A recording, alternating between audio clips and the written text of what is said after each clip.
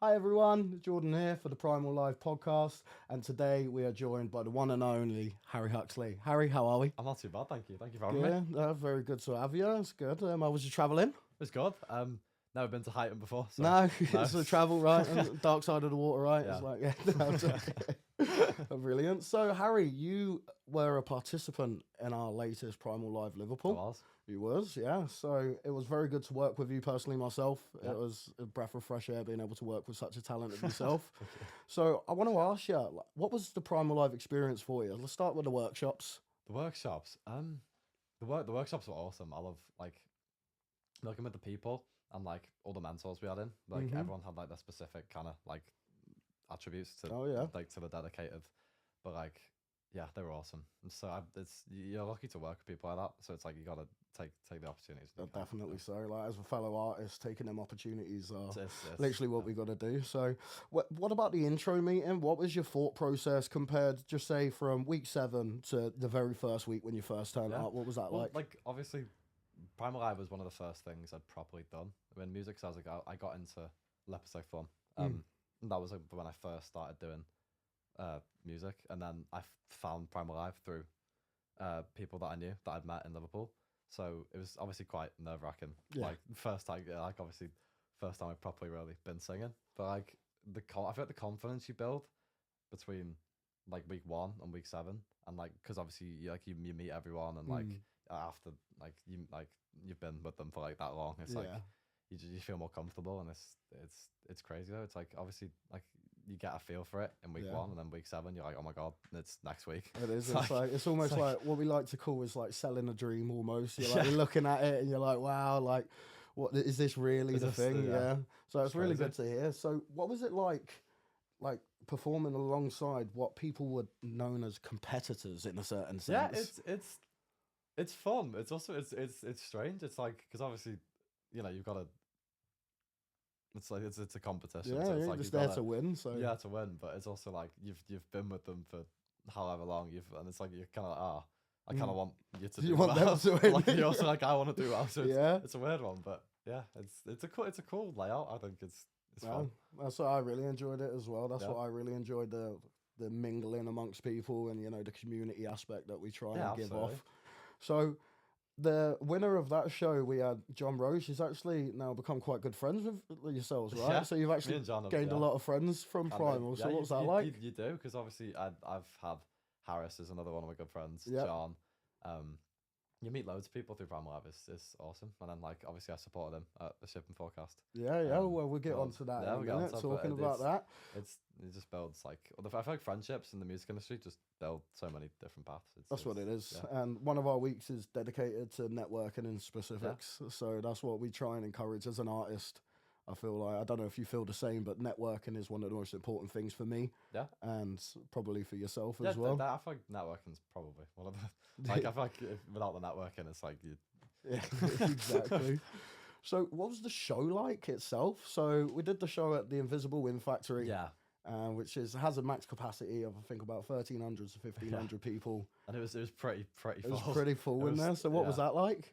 That was unreal because it was like I remember speaking to JP like as like just as I was about to get on stage, and he was like, "You'll be fine. You'll do well." And I was like, in my head, I was like, I haven't seen a crowd that big, so I was just imagining it to be like somewhere like I'd already played. And then I got on stage, and you kind of see like you look out, and it's just like people all over. Like you look to your left, there's people right, and I was like, "Whoa." And I kind of like stood there for a minute before I even introduced myself, and I was just taking it in. I was like, "What is going on?" And it's like it's incredible. It's like that's the best. I think that's by far the largest audience I've played in front of, but it was awesome. Superb. The adrenaline as well, it's crazy. Yeah. And you played an original song? No, No, I you don't played know. the cover, yeah. I played a cover of No I Can't. Yeah, Noah Khan's Yeah. cover. Yeah, that was the one, yeah. And I was trying to encourage you for so long to try and do your own Just do song. the original. But moving on from that, like we spoke about already, you had a show at the Shipping Forecast. You supported Primal Live winner. Yeah. So he managed to get himself a band together and he's had his own single launch. So what was that like coming off of the back of Primal Live, not really being in the music scene and that, and then going straight into a support slot? It was really nice because it's like obviously after Primal Live you feel like oh it's the end, like gone. bye. Oh, no. It's like that's it. But then like to keep that friend in John, like obviously we're quite similar in genre, so it's like We've been speaking about like doing songs together, like just doing covers and stuff, Yeah. like maybe actually recording a song together. But like it was such a good night. It was like, especially the Shipping Forecast is a really good place to be. It's like it's a lovely venue. It is. So and like obviously seeing everyone there, it's like there's loads of people that came from Primal Live, obviously. That's what I was And gonna say. The but yeah. support network we have around these events that we put on after, like you gain support from your fellow artists Yeah. and stuff like that. So it was really good It to is really see good. big crowd. Like in that crowd, you see so many familiar faces. So Yeah. moving on to, obviously you've seen John Roach do his thing. You've seen him have a single launch. So Yeah. your single It's- launch now, yeah. Like, I exactly. it's crazy. So you've got a new song coming out. Let do. the people know what the song's called. So my debut single releases on the 3rd of April, called "Broken Over You." Honestly, I can't actually believe it because like obviously like a year ago, I hadn't even started writing music. I was like I was just like I'd been in college for 2 years. Like I was in a different music college, but it was more like I was kind of trying to like start my music, and it's crazy to think in less than a month my first single comes out. It's just crazy to me, but It's quite a surreal moment, isn't Yeah. it? And it's awesome. this is the best part of it because obviously you've got this first one coming out, but then you've got so many more that you just want to keep latching it's only the onto. beginning. It's like So once we've you've- got the show itself is on the 4th of April. on the 4th, day after, It's which the is day after. amazing. And tell everyone where it is to let them know. So we've got the single release in the Shipping Forecast headline. So where John played, but on the 4th of April, which will be awesome. Mm-hmm. Should be a really good night. We've got Harris, got Nina, we've got John, we've got Anya, myself. Amazing. So, and all of these other artists as well were fellow Primal Live they've artists. all- they all did. all from the last Every one that single you one. did, I believe. Yeah. So that's really good to see. And so you've got the artists, the likes of Nina, who's come on board with the Primal team now. She's come onto the team. You've got Enya, who's come back to the Primal as well. And then you've also got Harris. Yeah. He's an absolutely amazing awesome. acoustic guitarist, and his voice is unbelievable. And obviously John as well. You've got the previous winner. He's awesome. So the community aspect really feels like, you know, It's you've nice really to have, got like, it it's there. nice to have that kind of like everyone together. Like it's nice. That's Everyone awesome. from Primal. It's nice. That's awesome. So you say like a year ago you wasn't even into it, like you didn't make your own song and Yeah. stuff. So what was it that was really grasping at you saying write a song, write a song? It was like it was so random because it was like obviously I'd started my first music college, well I was kind of like because I was originally gonna just do A levels and I wasn't really into my music, and then one day I was kind of just like, why not? Like I've got a passion for it. Let's do it. And then I didn't play guitar for ages until like my birthday, maybe when I turned maybe 15 or 16, and then I'd started just like learning like the basics of guitar, and then I feel like once I'd properly picked up the guitar, I was like, I want to like I kind of used it as like if I got upset or if I was like just like distressed, or if I'd just kind of use it as something I could do instead of just being upset. I could kind of just use my brain for something completely different. And then I was like, this is actually quite a decent song. I got to see what people think of it, and then I'd show like a few people, and they'd be like, that's really good. And then from that I write songs all the time now. It's like my It's a passion now, isn't it? Yeah. So you touched on obviously like when you're feeling down and stuff, and I think it's quite important for fellow artists to know this as well, that with your emotions and stuff, music really does help Absolutely. you like really channel it in the right way. 100%. I feel like it's something that isn't touched on enough. I feel like being able to express your emotions through a song is quite a big thing for artists as well.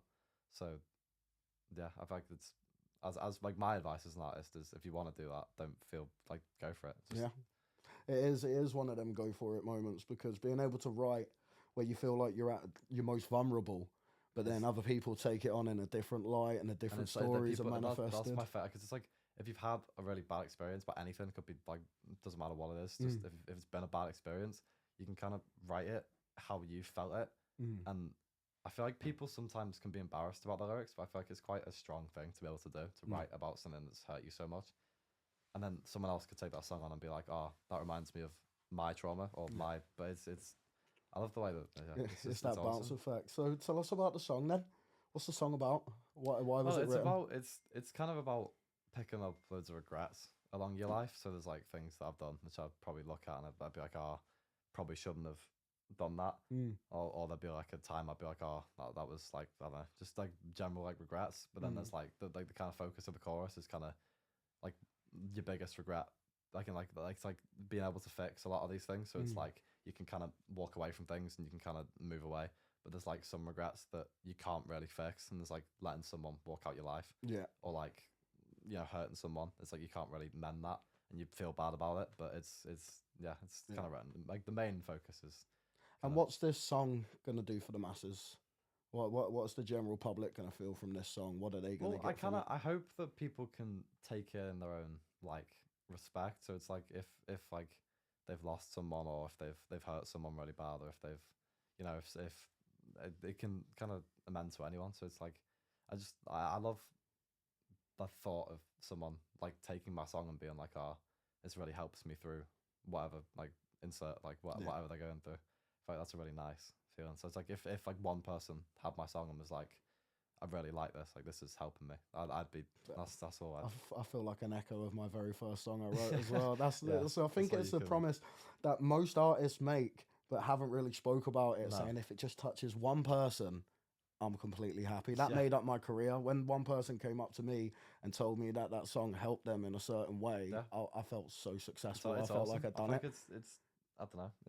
It's really nice when someone's like, this like tells you how much something you've written about something that's affected you so much has helped them, and it's like it's kind of like a shared, and you're like, oh, it is. It's awesome. That is awesome. And do we have any other shows coming up that you want to plug in and that you want to talk about? So you've got the big main one, of course. The big main one, yeah. I haven't really got any. I haven't got many scheduled. I've got one tonight, actually. Right after this. Okay, well that might, that's one tonight. But, no, they'll all be up on my socials as soon. So I mean, my socials are, of course, Harry Huxley Music on TikTok and Instagram. So all my gigs will be straight on there. As soon. Yeah, so that'll be on a big screen right about now, where it says Harry Hux at Instagram, and then right about here it's gonna say is the TikTok link right there. Right, I think of us right about here. So, Harry, it's been an absolute pleasure speaking to you. I really appreciate it. It's been awesome. Like for the rest of the Primal team, it was such a pleasure working with you and being able to work with you future, because this will be a Primal event moving forward. And I'll see you on the 4th. Hopefully I'll see you on the 4th. And we'll see you then as well. Right, make sure you get down to the Shipping Forecast 4th of April, Harry Huxley single launch. It's going to be a belter. Thanks for having us. Thank you.